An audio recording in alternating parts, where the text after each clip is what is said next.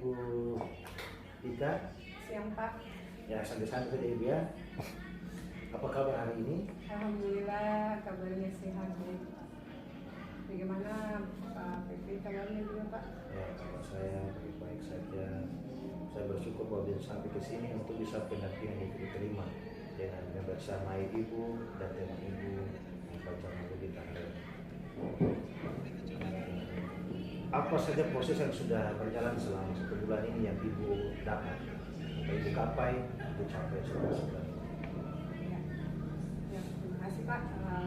Dalam sebulan ini proses yang sudah saya capai yaitu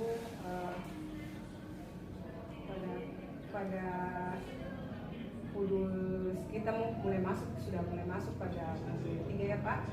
Modul 1.1, 2 dan sekarang modul 3.3.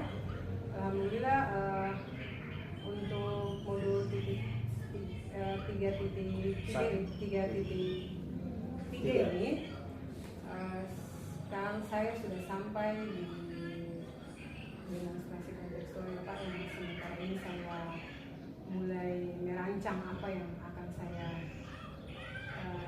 kegiatan apa yang akan saya lakukan untuk demonstrasi kontekstual ini. Ya, jadi dari pembelajaran Ibu itu, Ibu temukan apa saja? Jadi pokok-pokok apa yang Ibu pegang? Yang saya pegang yaitu yang sangat pentingnya buat saya itu semua ya Pak, tapi yang paling saya ingin itu tentang pembelajaran yang diajarkan pada murid. Murid. Terus selain itu ada apa lagi? Ada apa lagi? Oke Ibu, berarti Ibu sudah memiliki banyak kebutuhan. Saya mengapresiasi semua yang telah Ibu gapai. Pendampingan kali ini kita akan berdiskusi, berefleksi terkait dengan modul 3.1, terus kemudian implementasi lokakarya 6 atau karya 5 terkait dengan pengembangan kompetensi calon guru penggerak yang dirancang dalam lokakarya 5 tersebut. Kemudian berefleksi terkait dengan pengambilan keputusan. Yang pertama mengenai pemetaan sumber daya. Ketika Ibu melakukan proses pemetaan, adakah hal-hal menarik yang Ibu temukan? Untuk ya Pak, terima kasih untuk pemetaan sumber daya yang saya temukan di sini.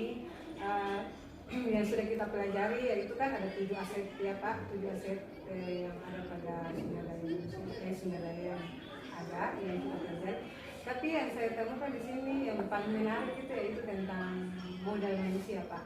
Iya. Ternyata dengan adanya modal manusia ini juga sangat mendukung, itu terutama Pak untuk aset yang ada pada sekolah kami. Jadi modal manusia itu yang paling utama untuk menentukan aset-aset itu Pak. Dari modal manusia itu kira-kira harapan ke depannya agar dapat terjadi di lingkungan sekolah,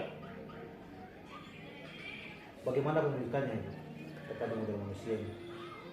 Berarti kita harus untuk terkait dengan manusia harus bagaimana untuk mengembangkan potensi yang ada pada peserta didik tersebut, karena yang ada pada peserta didik tersebut itu ternyata yang aset yang mereka punya itu kita tidak tahu bahwa mereka mempunyai aset-aset yang tersembunyi begitu. Jadi mereka mempunyai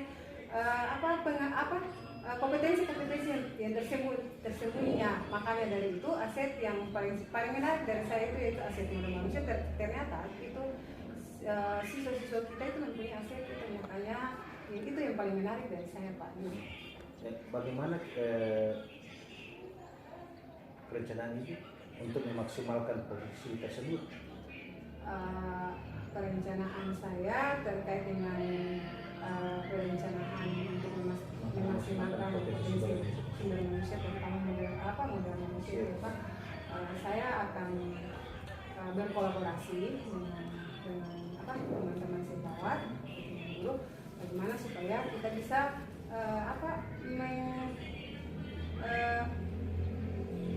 kita bisa menggali apa itu aset potensi-potensi yang ada pada siswa-siswa kita. Ya, sesuatu cara yang paling menurut Ibu paling pas untuk itu apa? Mungkin dengan apa melakukan kegiatan-kegiatan. Jadi dari situ kita bisa tahu bahwa oh ternyata anak-anak kita ini punya potensi yang tersembunyi. Dari itu kan modal mereka itu yang kita harus kembangkan begitu Pak, karena itu merupakan modal aset utama buat kita pada SMA. Ibu sudah berhasil memetakan sumber aset, toh? Ya. Perasaan ibu ketika berhasil memetakan aset apa yang buat saat? Perasaan saya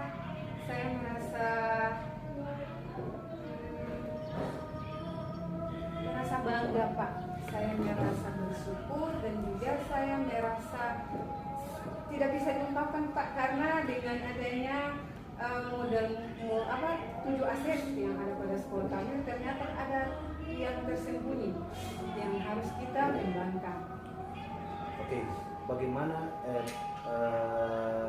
pernahkah ibu mengalami dilema etika terkait dengan pengambilan keputusan? Untuk dilema etika,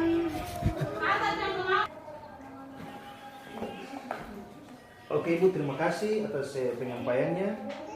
Mudah-mudahan ke depan Ibu lebih siap lagi dalam menyusun program-program pada Lokakarya 6 nanti, program yang berpihak kepada murid. Terima kasih Ibu telah menerima saya di sini. Mudah-mudahan pendampingan berikut kita akan memperoleh hasil-hasil yang lebih baik lagi. Amin. Sama-sama, terima kasih. Ya, Ibu tolong tanda tangan.